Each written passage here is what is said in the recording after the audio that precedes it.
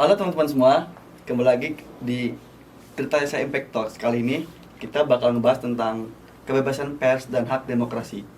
Oke, karena kita ngebahas tentang itu, tentunya di edisi kali ini kita juga mengundang narasumber yang relate nih dengan pembahasan itu. Di sini ada dari perwakilan pers atau jurnalis dan juga ada dari Aliansi BEM Banten Bersatu. Boleh mungkin perkenalan dulu guys, teman-teman. Oke, izin teman-teman semua, selamat siang semuanya. Aku Sucienda Lestari dari Koordinator Umum Aliansi BEM Banten Bersatu periode 2026 yang merupakan juga demisioner Wakil Presiden Mahasiswa BMKB Muntirta tahun 2025. Oke, halo semuanya, selamat siang.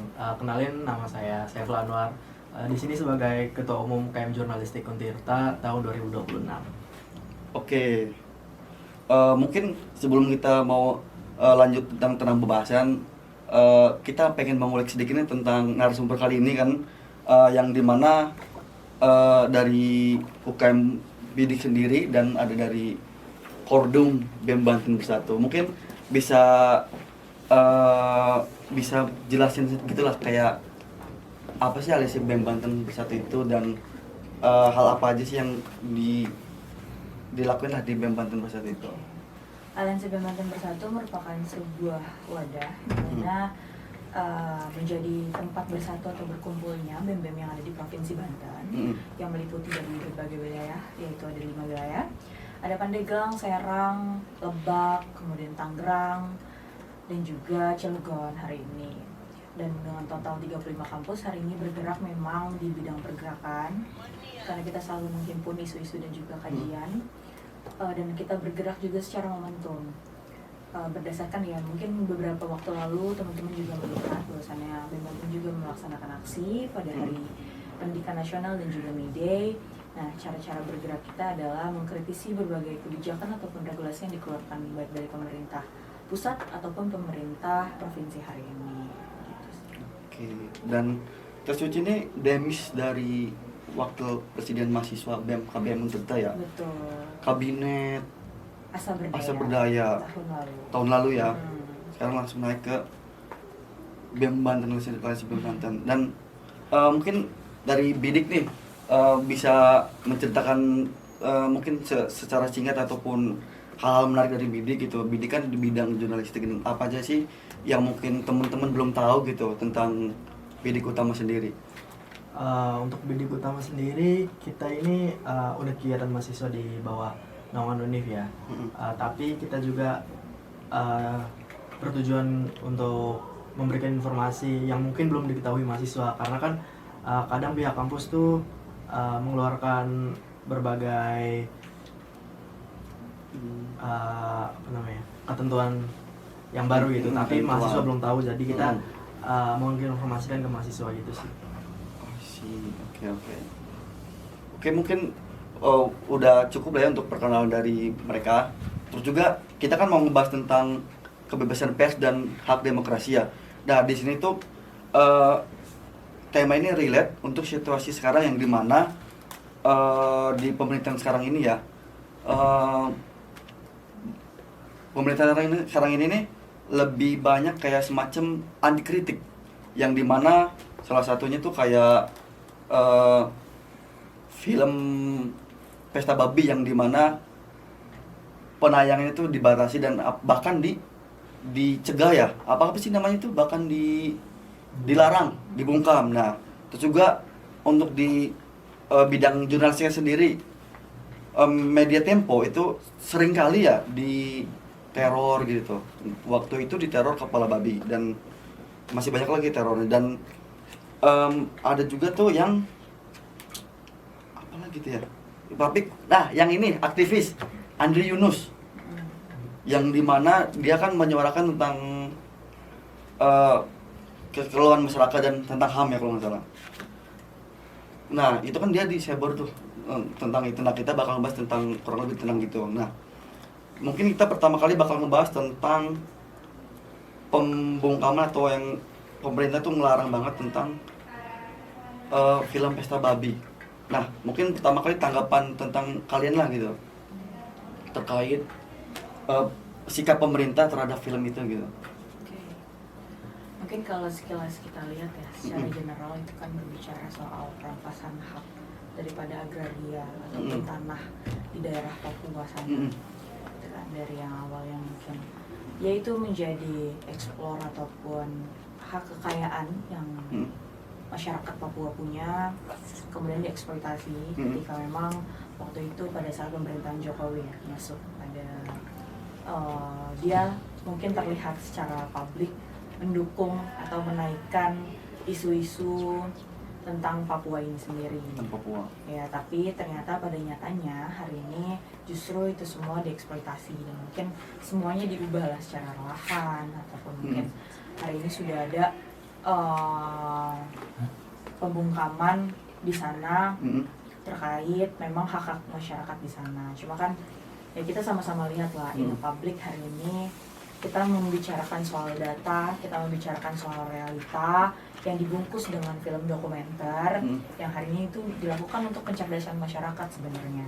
Bahwasannya ada loh masyarakat di daerah sana itu dirampas haknya, itu dihabisi kekayaannya tanpa mendapatkan hak yang setimpal gitu.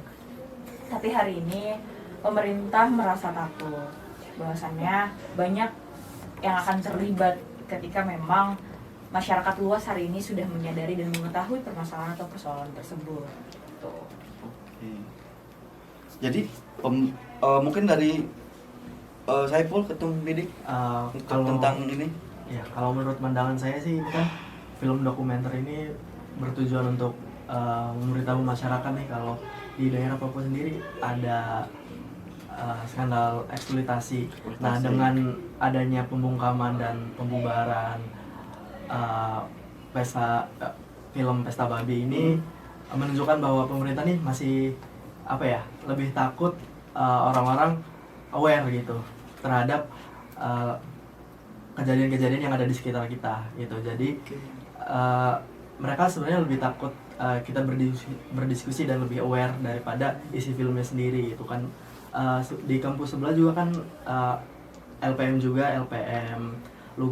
Lugas itu berencana mengadakan nobar juga, tapi dari pihak kampusnya malah dilarang. Dilarang. Lugas nih di UIN ya?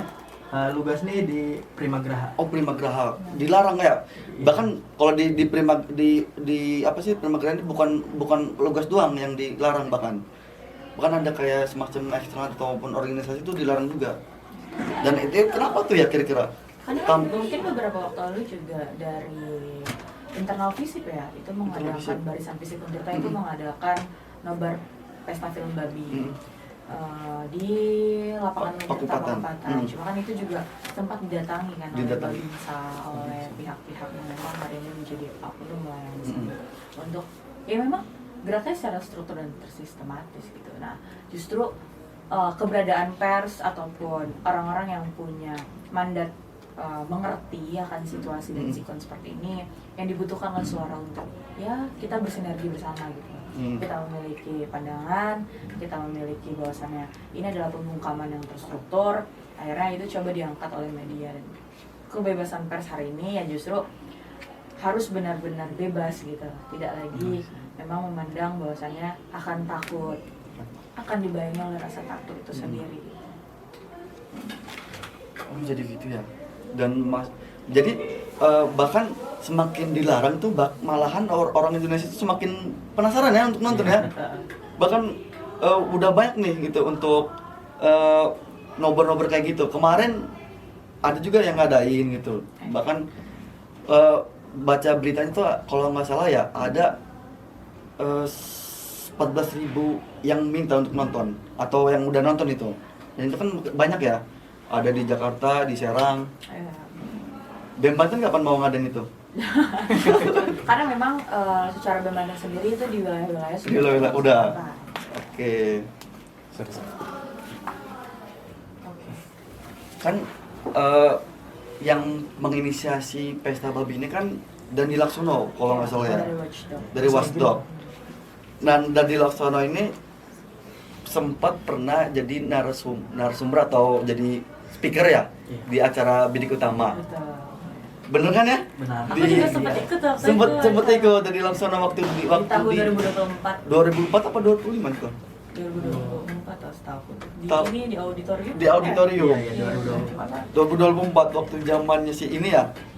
Si ya ketumnya yang oh iya di ini kan. Nah, nge-batch tentang Galaksono nih, dia kan emang backgroundnya kan tentang begitu ya.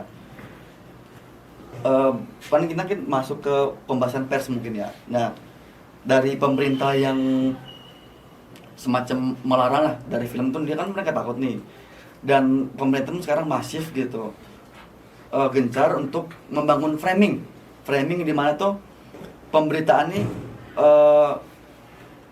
mereka tuh anti gitu ya, berita-berita tentang mereka gitu. Padahal secara di lapangan kita tahu ya kalau komunikasi mereka tuh jelek gitu. Kayak yang terbaru statementnya Prabowo kan yang apa sih, dolar naik kan udah amat, orang desa nggak pakai dolar kok gitu.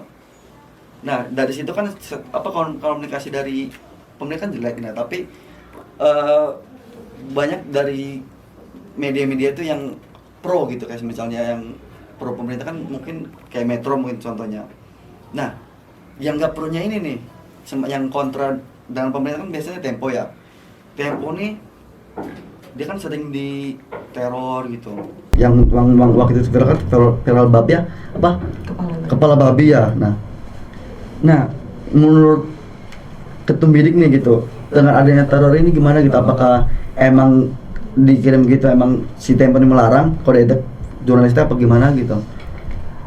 Menurut saya sih dari konten Tempo sendiri itu nggak melarang ya, emang itu perbedaan perspektif aja dari jurnalis dan pemerintah gitu. Kalau kebanyakan pemerintah kan emang tidak terima kalau misalkan dirinya diberitakan kurang baik oleh jurnalis gitu. Jadi kadang ngirim ancaman kayak kepala babi itu sebenarnya bukan ke Tempo doang ya efeknya, tapi efeknya itu ngaruh ke semua jurnalis. Jadi dengan teror itu semua jurnalis ini takutnya efeknya bakal lebih hati-hati dan lebih apa ya, nggak menyuarakan sepenuhnya gitu.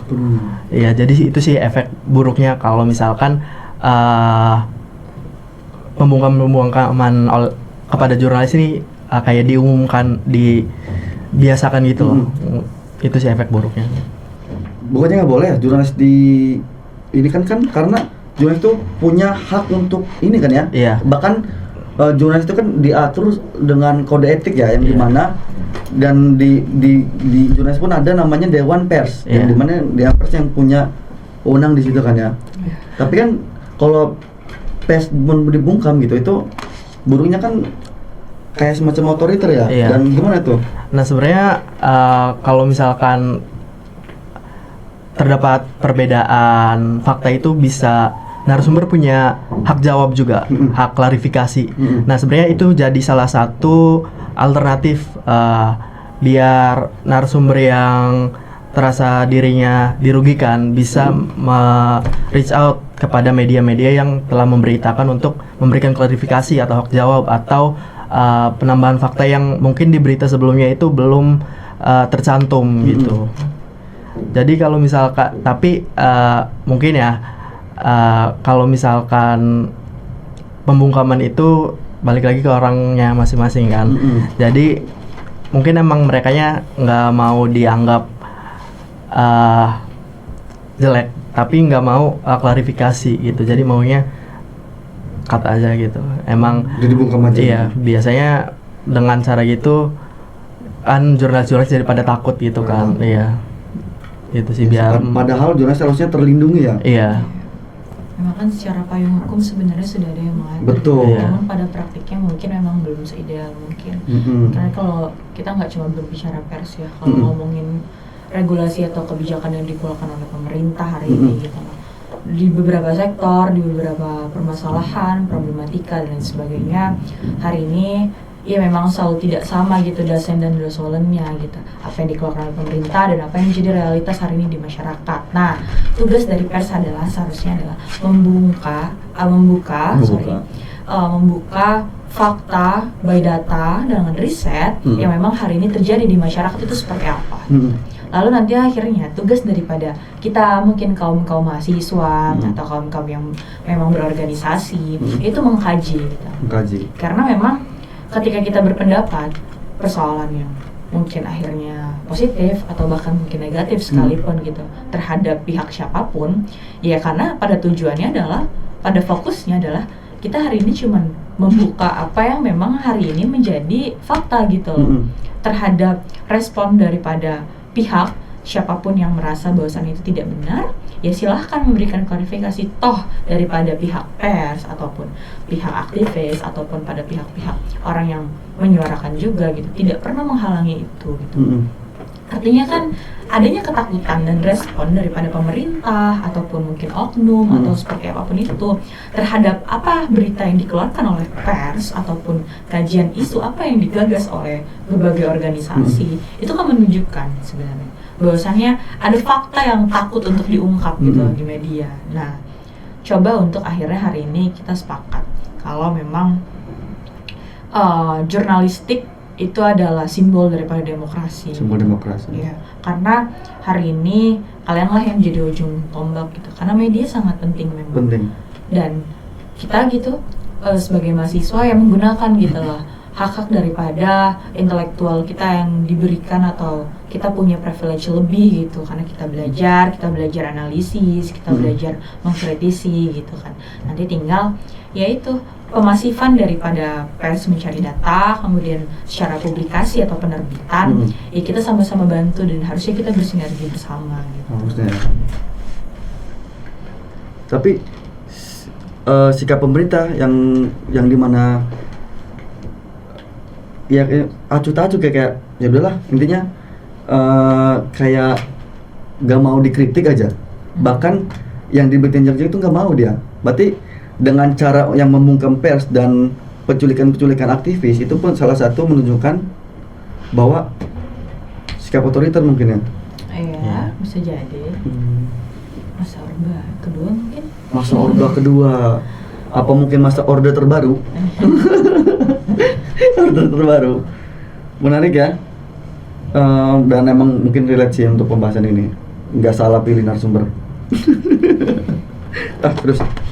Oke, mungkin kita udah ngebahas tentang secara nasional ya. Kita mungkin mau membahas secara lingkup kampus gitu. Nah, di sini kan di lingkup kampus ya, untuk pemberitaan atau segala macam mungkin emang ada berita nasional gitu. Nah, dari kampus sendiri nih gitu, bidik gitu ya. Bidik itu kan memberitakan tentang lingkup kampus gitu. Pasti kan ada berita yang pro atau yang kontra gitu ya. Nah, pernah nggak sih gitu pemberitaan dari bidik nih ada yang mengintervensi atau apa? Pasti sering ada. Kalau memang beritanya kurang baik tentang kampus ya, pihak kampus selalu reach out ke kita karena kan secara struktural ya, UKM ini masih di bawah naungan kampus itu. Jadi emang kalau beritanya kurang baik, dirasa kurang baik itu pasti pihak kampus selalu nge-reach out kita. Tapi kita tetap memberikan pemberitaan sesuai fakta yang ada gitu. Kalau emang faktanya belum ada ya silakan memberikan keterangan lagi gitu untuk pemberitaan baru. Karena waktu itu Pidik pernah bikin berita yang ini ya, dosen yang viral itu. Kayak aku juga pernah sih ngalamin kasus serupa ya. Mungkin waktu itu juga dialami oleh Bidik gitu. Waktu itu aku menjabat sebagai wakil presiden mahasiswa yang waktu itu lagi sedang rapat lah dengan ada intervensi UKM, juga. Ya. Ada intervensi memang dari pihak pemangku kebijakan kampus ya hari ini, bahwasannya kenapa hal ini yang harus diangkat, kenapa permasalahan ini yang harus kayak ini. Untirta hari ini sedang menuju PTNBH atau mungkin Untirta hari ini sedang betapa susahnya mungkin rektorat, mereka selalu membahas narasi bahwasannya betapa susahnya rektorat hari ini itu menyelaraskan lah artinya bersinergi bersama lah gitu untuk mewujudkan Untirta lebih unggul, lebih baik dan lain sebagainya gitu. Cuma kan hari ini sebenarnya memang itu tugas pers gitu loh, berbicara soal data gitu loh, fakta, dan itu dipertanyakan, dan harusnya pemangku kebijakan kampus hari ini tidak boleh untuk intervensi lebih jauh. Boleh memang menanyakan terkait apa yang menjadi pembahasan oleh bidik atau pers saat itu gitu. Aku pun saat itu sempat berbicara langsung bahwasannya kalau begini caranya artinya Bapak membungkam secara pers di kampus gitu loh. Kalau ngomongin Untirta hari ini ya memang tempat ataupun wadah daripada menyampaikan kritik ya itu sudah ada, mungkin di berbagai regulasi ya atau di berbagai fakultas gitu ada yang namanya hotline pengaduan gitu, atau mungkin di organisasi sekalipun gitu. Cuman pada penerapannya sih hari ini mereka masih dibayangi rasa takut, akan takut dilabeli seperti negatif, atau mungkin juga mereka ditekan secara administrasi gitu kan, atau mungkin dengan bahkan hal lain gitu loh. Jadi kalau berbicara kampus hari ini wadahnya memang tersedia gitu. Tapi penerapan daripada yang diartikan kebebasan itu belum benar-benar aman dan juga merdeka sampai hari ini di kampus ini sendiri. Bahkan di lingkup kampus pun masih belum merdeka ya. Menarik. Jangan terlalu pinggir jurang kita. Oke, mungkin kita udah bahas kampusnya gitu.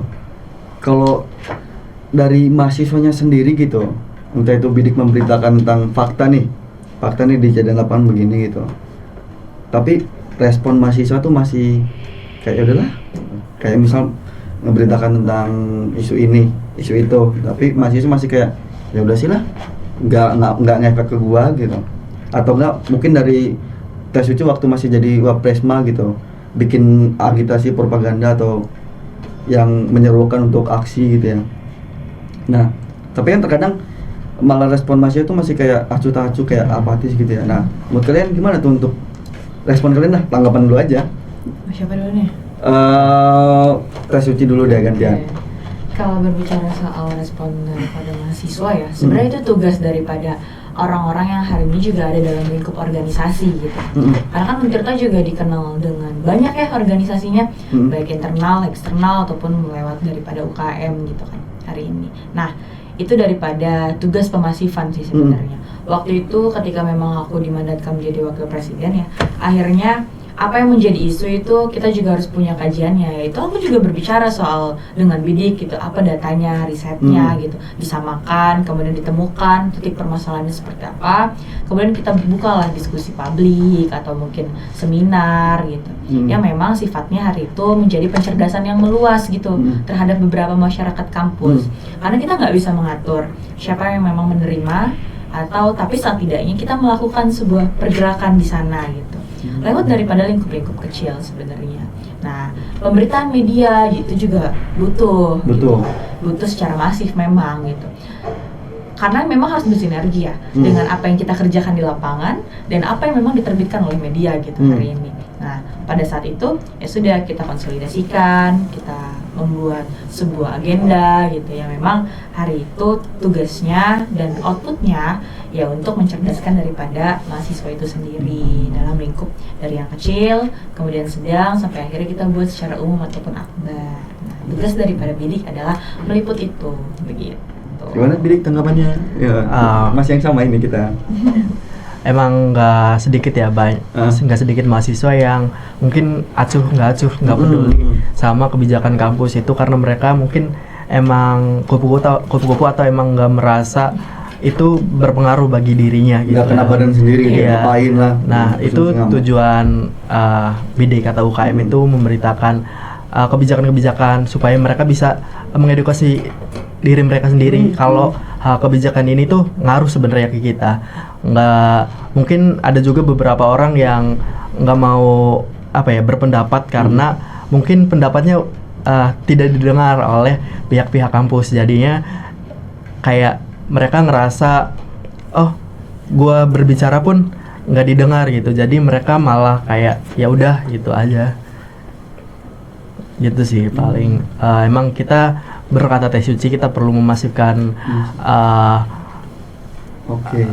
dan mencerdaskan mahasiswa-mahasiswa agar lebih kritis lah kepada kebijakan kampus yang pastinya menyangkut ke mahasiswanya juga. Tuh. Yes. Apalagi emang itu tugasnya bidik ya. Iya. Iya, karena memang ketika media itu hari ini mengkritik kebijakan rektorat ya, padahal kan itu adalah bentuk kepedulian kita, kepedulian mahasiswa terhadap memang apa yang harus dikerjakan gitu, apa baiknya gitu, apa yang salah dan mungkin apa yang harus dilanjutkan gitu. Tapi sayangnya hari ini ya mungkin terkadang ya nggak semua, kita nggak ngomongin kampus aja, tapi banyak institusi ataupun mungkin ya beberapa yang memang hari ini memiliki kebijakan itu justru menutup diri. Nah itu kan yang menjadi kekhawatiran sebenarnya. Mereka akhirnya cenderung untuk tidak mengevaluasi gitu kinerja mereka gitu, padahal itu harusnya menjadi check and balance-nya gitu ketika mereka melakukan sebuah kebijakan gitu. Untuk melakukan suatu program ya. Betul. I see. Dan mungkin kita agak out of topic dikit kali ya, karena kemarin atau itu kemarin malam kali ya, saya baca berita tentang Untrita itu masih abu-abu lah untuk membuka dapur MBG. Nah, tapi emang Untrita kan masih apa sih? Katanya sih masih mengkaji lagi lah untuk membuka dapur ini gitu. Tapi emang ada beberapa kampus tersendiri yang udah ya, yang apa sih namanya tuh Unhas.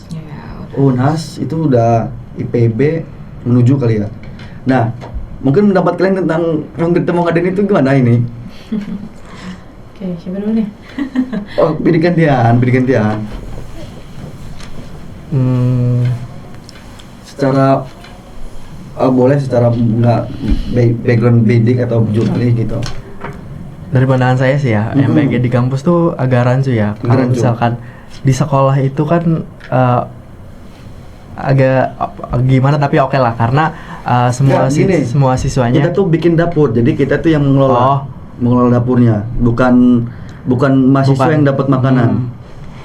Mungkin gua belum baca juga sih soal itu ya. Tapi kalau emang bisa bikin dapur dan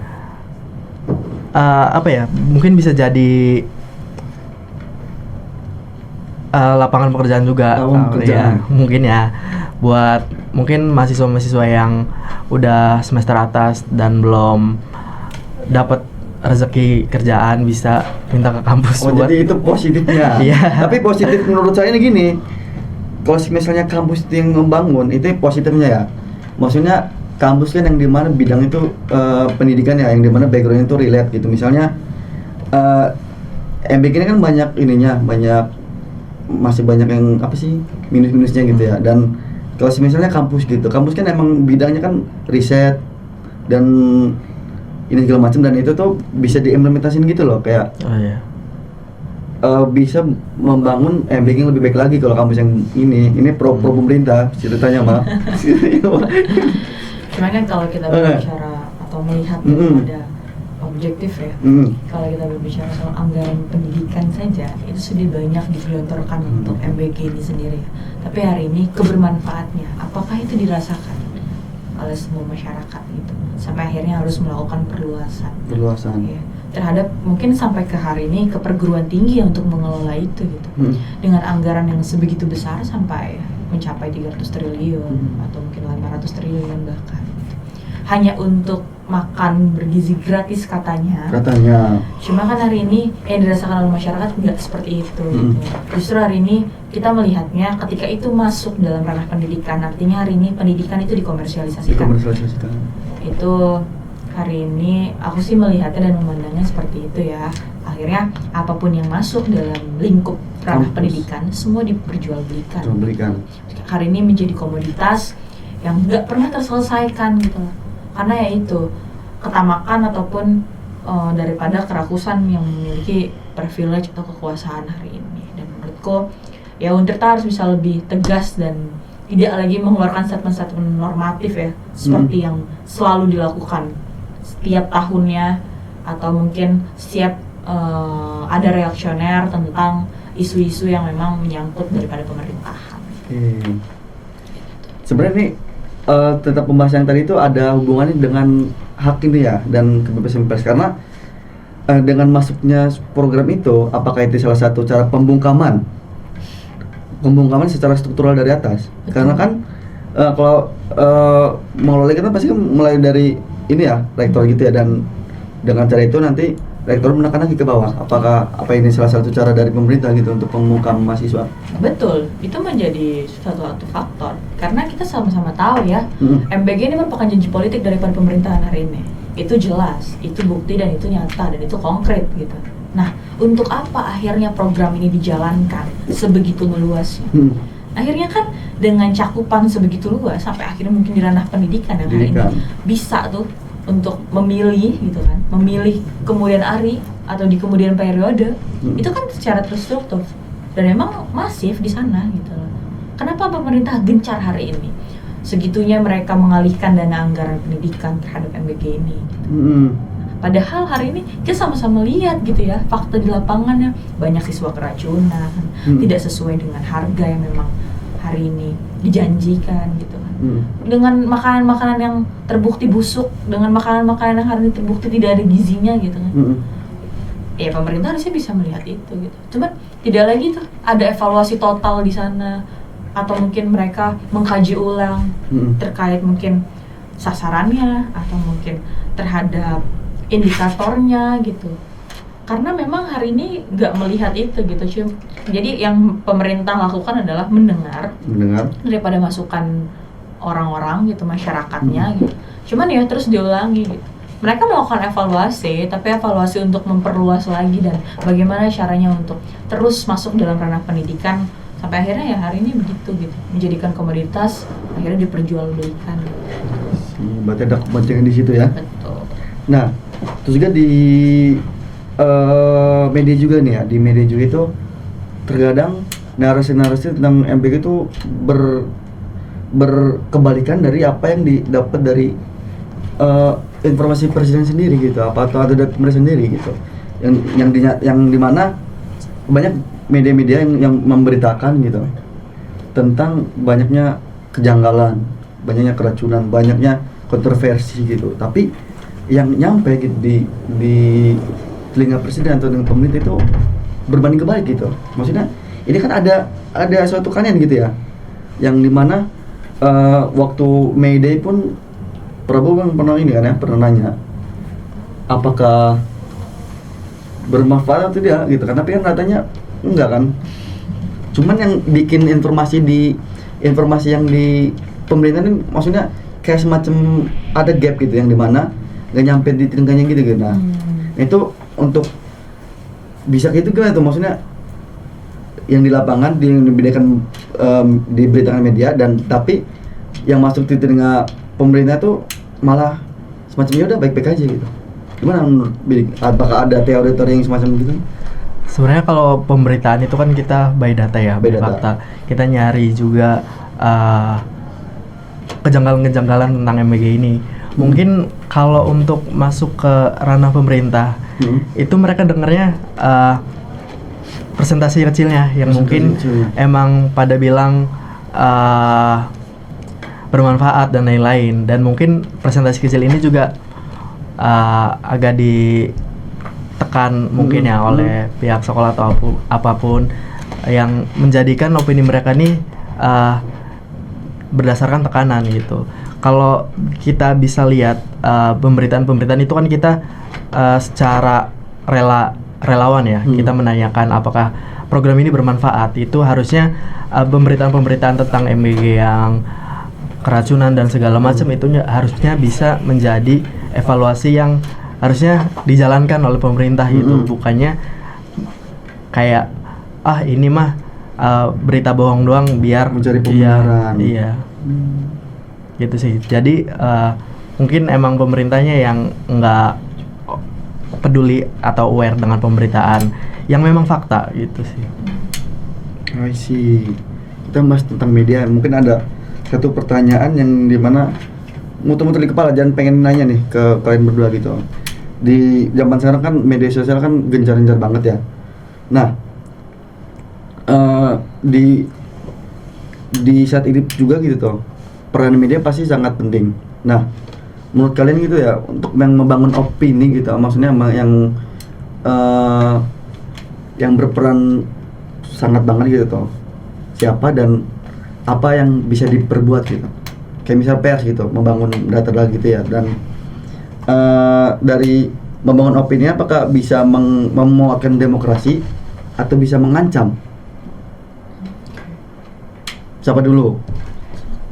Dari bidik lagi lah kita ini. Kalau menguatkan atau mengancam itu kita sebenarnya pers tuh memberitakan apa adanya. Apa adanya? Iya, tapi emang kadang pemberitaan ini menggiring opini orang pro dan kontra. Sebenarnya harusnya dengan adanya hal ini harusnya bisa memperkuat demokrasi, karena dengan adanya pemberitaan mereka jadi aware walaupun ada yang pro dan kontra gitu. Oke, berarti menguatkan atau mengancamnya tergantung siapanya dulu gitu ya? Iya. Kalau kita yang sebagai orang yang emang pro demokrasi pasti menguatkan, tapi kalau misalnya kita pemerintah kita ini mengancam gitu ya? Apa begitu? Iya bisa. Ya kurang lebih begitu. Bisa ya. Karena kalau ngomongin media ya, kita beropini gitu. Itu hak semua orang. Semua orang. Kita berpendapat itu hak semua orang. Nah, media itu kan tugasnya adalah berbicara memang secara fakta aja gitu. Faktanya dilihat dari mana? Ya, ketika mereka mencari data, ketika mereka riset secara turun ke lapangan gitu kan. Dan akhirnya itu dibuat menjadi narasi publik gitu. Nah, hari ini sih menurutku dengan adanya begitu ya, dengan siapapun bisa bebas untuk beropini, siapapun bisa bebas untuk mengeluarkan statementnya, itu artinya demokrasi berjalan dengan baik gitu. Demokrasi berjalan dengan lancar. Nah, yang dimaksud daripada pengancaman itu artinya ketika memang itu dibiarkan terlalu bebas, nah akan timbulnya hoax-hoax yang beredar. Nah, nanti akan terjadi disinformasi di sana gitu. Nah, sebenarnya adalah ketika itu menjadi pengancaman, yaitu ketika memang tidak terfilter aja sih. Secara luas itu ya ketakutannya memang ada di sana gitu. Ketika hoaxnya adalah justru kita beredar, karena kan itu meluaskan gitu kan. Kita ada berbicara soal lingkup yang luas gitu kan. Kalau ngomongin semua orang bisa berpendapat, ya demokrasi di sana jalan gitu. Tapi ketika memang itu dibiarkan pun, sisi negatifnya atau mungkin yang jadi problematikanya nanti adalah hoaxnya beredar. Selain daripada hoaxnya itu beredar, ya terjadi disinformasi di sana gitu. Dan itu yang menjadi pengancaman sebenarnya. Kalau menurut dan opiniku seperti itu. Oke, mungkin kita lanjut ke pertanyaan terakhir ya. Tapi sebelum itu mungkin minum dulu kali ya. Aus soalnya ini ya. Udah. Makasih ya. Iya. Minum dulu teh. Minum dulu tuh.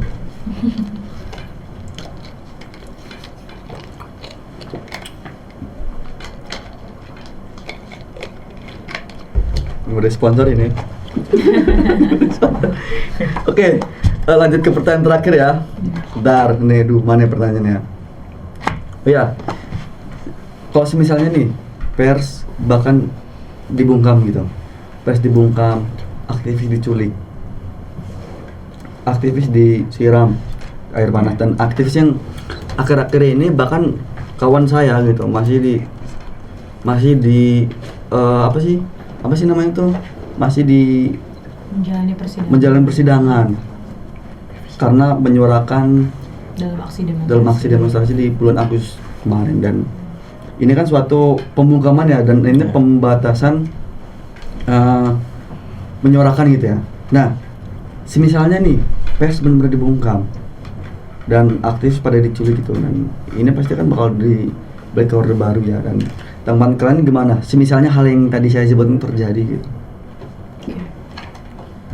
Aku dulu kali ya? Duluan, boleh. Kalau kebebasan pers hari ini dan juga pendapat daripada aktivis ataupun mahasiswa dibatasi, artinya hari ini saya bisa katakan demokrasi kehilangan fungsionalisnya, dan juga memang hari ini demokrasi kehilangan penjaga utamanya gitu. Karena sebenarnya kan adalah pers dan juga mahasiswa atau aktivis bahkan itu adalah orang-orang yang menjadi penyeimbang daripada kebijakan dan regulasi daripada pemerintah gitu. Kita ini adalah menjadi agent of change-nya gitu di lapangan gitu. Kita yang mengetahui betul adakah perbedaan atau perubahan yang terjadi gitu dari desain dan dasolennya gitu. Desain itu memang kebijakan dan regulasi yang dikeluarkan pemerintah, payung hukumnya, dan soal itu adalah realitas yang terjadi di masyarakatnya gitu. Nah justru hal ini adalah kita yang harusnya bersinergi bersama gitu. Karena kalau tidak seperti ya itu tadi saya bisa katakan di awal, demokrasi akhirnya kehilangan fungsionalisnya. Mati. Gitu, mati. Dan ini tumbuh-tumbuhnya pemerintah otoriter. Iya. Gimana dari Ketum Bidik Saipul? Kalau menurut saya sih setuju ya dengan Teh Suci, karena pers ini salah satu pilar demokrasi. Kalau salah satu pilarnya roboh, itu pasti demokrasi roboh juga. Nah, dengan robohnya demokrasi ini, kedepannya pasti pemerintah bakal seenaknya ngatur kebijakan yang ngaruh ke masyarakat sekitar gitu. Dan masyarakat pun nggak bisa bersuara dengan bebas dengan robohnya aktivis, dibungkamnya aktivis dan pers yang seharusnya emang jadi wadah kebebasan bersuara masyarakat itu, menjadikan suara masyarakat bisa didengar itu. Dengan pembungkaman tersebut bisa dibilang kacau, bakal kacau. Ya, karena suara kita tuh adalah suara paling alternatif ya di ranah kekuasaan gitu. Ketika memang suara daripada kita itu dibungkam, yaitu seharusnya negara juga berpikir negara itu kehilangan loh fungsi daripada intelektualnya. Karena nggak ada lagi orang yang mengkritisi di sana gitu. Karena mereka membungkam semua suara. Kalau aku sih begitu yang memandangnya. I see, paham. Setuju, saya juga setuju. Mungkin karena tadi pertanyaan terakhir, ada kali ya closing statement dari narasumber tentang tema kali ini yang dari pembahasan kita ya, tentang film Pesta Babi, film penyiraman aktivis Andre Yunus, terus juga tentang teror jurnalis Tempo kan. Nah, dari pembahasan yang tadi dan tema kita juga kebebasan pers dan hak demokrasi, mungkin ada closing statement dari dua narasumber ini. Boleh Bidik dulu. Kalau dari saya sih sebagai media pers ya, semoga kedepannya pers ini bisa memberitakan fakta tanpa adanya pengancaman gitu ya, dengan apa yang diberitakan. Kalaupun memang tidak sesuai fakta, itu bisa memberikan hak jawab, narasumber bisa memberikan hak jawab atau klarifikasi mana berita yang emang benar itu. Karena kita nih pers ini real time, jadi kalau emang kita fakta yang ada pada saat itu, kalau emang saat itunya belum benar, di kemudian hari itu bisa memberikan klarifikasi tentang pemberitaan gitu sih. Jadi semoga kebebasan pers kedepannya itu bisa lebih bebas gitu loh. Karena pers kan nggak sembarang berita bisa diberitakan, kita harus riset dulu, cari narasumber yang relevan gitu sih. Oke, berarti ada alur yang benar-benar itu yang bisa dipertanggungjawabkan lah ya. Iya. Kalau dari aku sendiri ini sebagai penutup kali ya. Iya. Kebebasan berpendapat itu bukan sesuatu hal yang diberikan begitu saja, tapi kebebasan berpendapat merupakan sesuatu hal yang harus kita perjuangkan dan terus kita jaga gitu. Karena memang hari ini kita menjadi simbol daripada ujung demokrasi gitu di sana. Ketika memang dari lingkup kecil kampus atau mungkin sampai nasional, ketika suara kita dibungkam, ya artinya kita membiarkan nalar kritis kita itu mati secara perlahan gitu. Karena kritik itu menurutku bukan ancaman, tapi kritik itu adalah bentuk cinta paling jujur terhadap kekuasaan. Asik, quote of the day. Quote of the day ya. Oke, mungkin itu aja dari podcast kali ini guys. Teman-teman, cukup sekian dari kita, dan see you untuk episode selanjutnya mungkin kalau ada, dan bye bye, dadah.